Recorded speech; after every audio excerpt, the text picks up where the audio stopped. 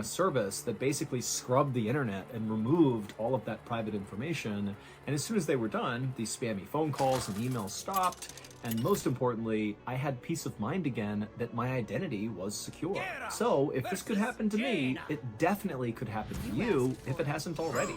And so this is why today's video sponsor is Aura. Aura is the one-stop shop for securing your identity.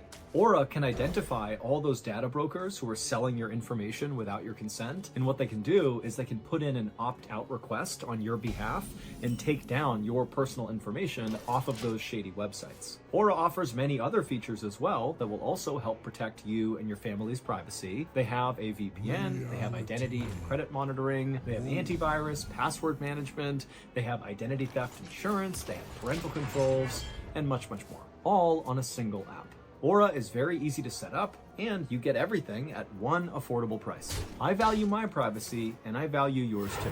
So right now, go to aura.com/MrBallin to start your 2-week free trial now. The link is also down in the description below. Again, that's aura.com/MrBallin to start your 2-week free trial today.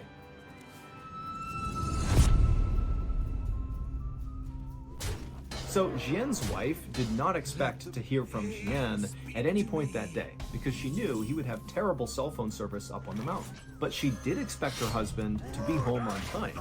He had told her that morning before he left that he would be home that night before midnight. And if you knew Jian, you knew this guy was never late. He said, "I'm going to be someplace at a certain time," he would be there. So when 10 p.m. rolled around that night and still Jian was not back yet and he had not called, Jian's wife was actually not worried because she was thinking, okay, well, it's 10, he'll be home in the next couple of hours because he said he'd be here by midnight tonight and he will be here tonight. And so she went to bed expecting to wake up and see Jian in bed with her in the morning. But the next morning when she woke up, Jian was not in bed, so he did not come home. And so his wife immediately was very concerned and began calling Jian's family, and nobody knew where he was. And so that day, the family went to the police and they reported Jian missing. The local police immediately organized a search for Jian. However, they knew this was going to be a very challenging search.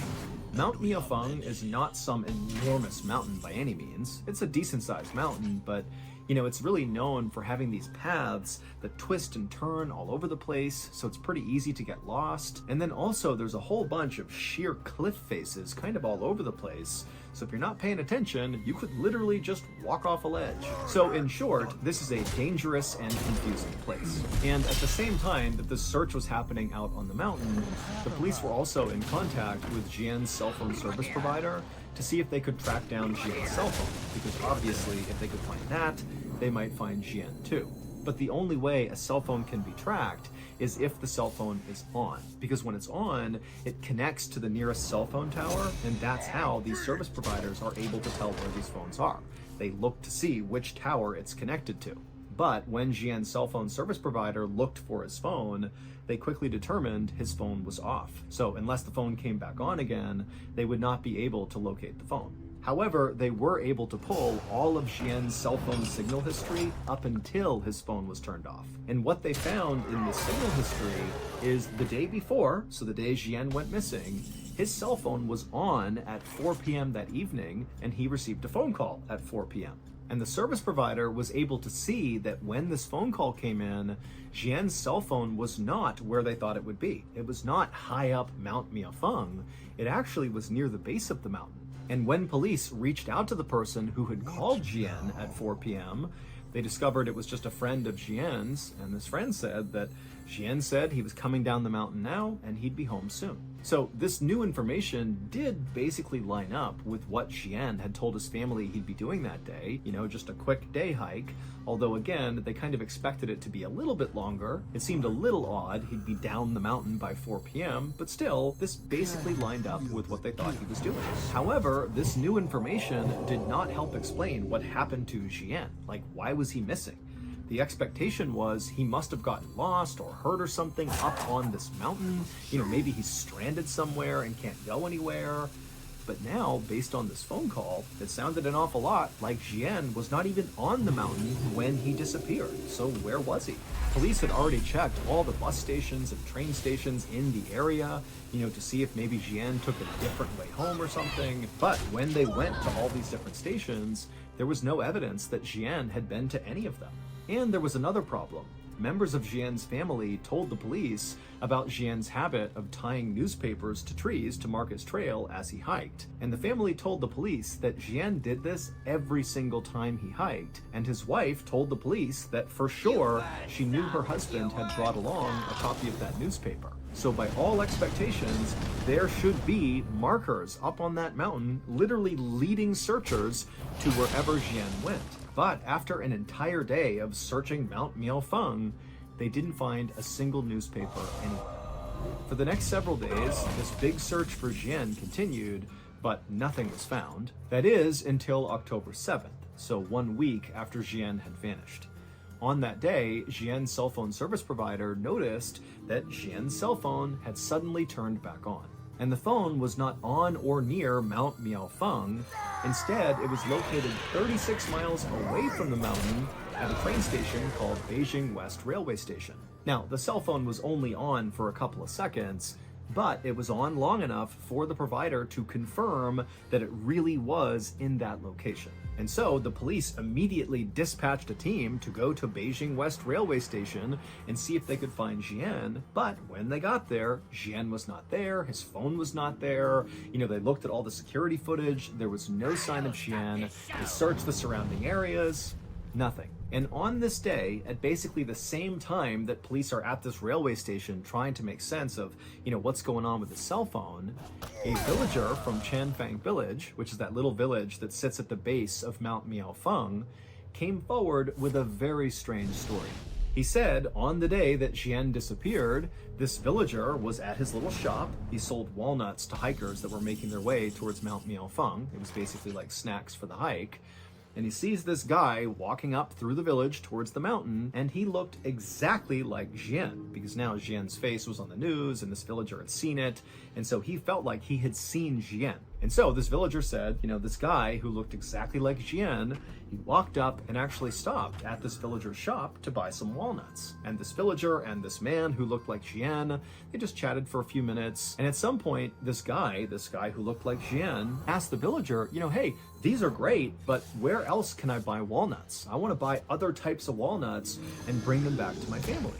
And so this villager was like, oh yeah, well, the best walnuts in all of Beijing are actually located about 30 miles away at the base of another mountain. It's called Tietua Mountain, and there are vendors over there who sell the best walnuts. So that's your answer right over there. And then after the villager said this guy who looked just like Jian, it's like everything changed for him. It's like his expression changed, his tone changed. It's like he's been given this information that's changed his life, about these walnuts. And he says to the villager, okay, I'm gonna go there right now. And without saying anything else, this man just turned and began quickly walking away from the walnuts, back through town, back towards the bus stop. So away from Mount Miaofeng.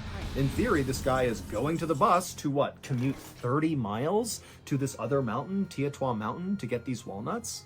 I mean, the villager does not know this guy, but even he felt like this is bizarre. This guy comes up, he's buying snacks to go hike Mount Miaofeng. He seems really excited about it. And I offhandedly mention these walnuts, and he's like, boom, I'm out of here. I'm gonna go 30 miles to this other mountain to get these walnuts.